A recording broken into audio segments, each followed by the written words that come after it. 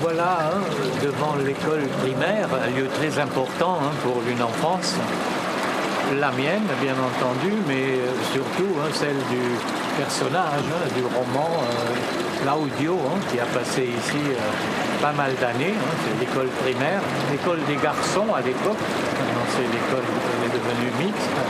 Et voilà, donc ce qui est intéressant, c'est qu'on trouve juste ici, à côté de moi, une espèce de petite fontaine, mais avec ce poisson qui est sculpté juste au-dessus. Ici, c'était l'escalier qui montait vers l'école, donc on y passait devant tous les jours. Et dans l'imaginaire du petit Claudio, qui a vécu juste avant de commencer l'école ici, en Italie, dans son petit village de San Demetrio, eh ben, il y a quelque chose d'analogue.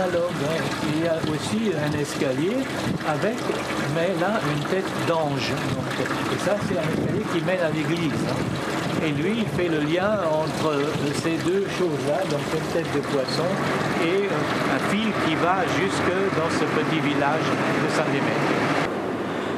J'ai levé le regard, nous nous trouvions devant l'école primaire.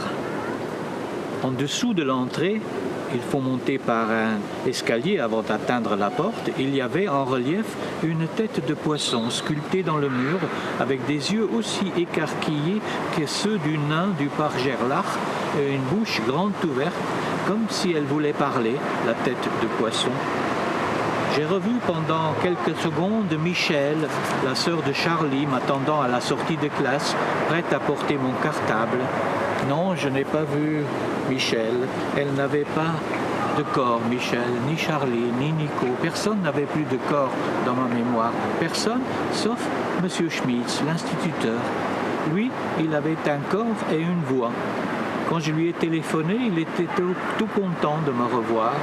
Nardelli, a-t-il dit, oui, je me souviens, tu t'appelles Claude, non? Et comment va ton frère? Il est lui aussi instituteur maintenant, non? Je n'ai pas répondu tout de suite. Tu es bien le petit frère de Fernand, avait-il demandé il y a longtemps.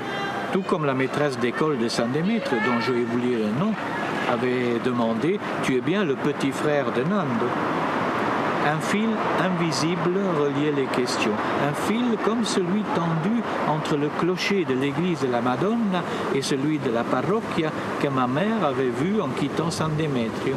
Un fil tout mince avec, dans son corps tout mince, le temps et l'espace.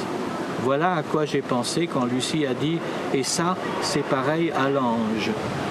Parce que l'ange, c'était la tête de l'ange, avec l'éternel brin d'herbe poignant du mur en dessous du perron de l'église de la Madone. Une tête avec des yeux écarquillés et une bouche grande ouverte appelant, au bout du fil, la tête avec des yeux écarquillés et une bouche grande ouverte du poisson sous le perron de l'école primaire de Differdange.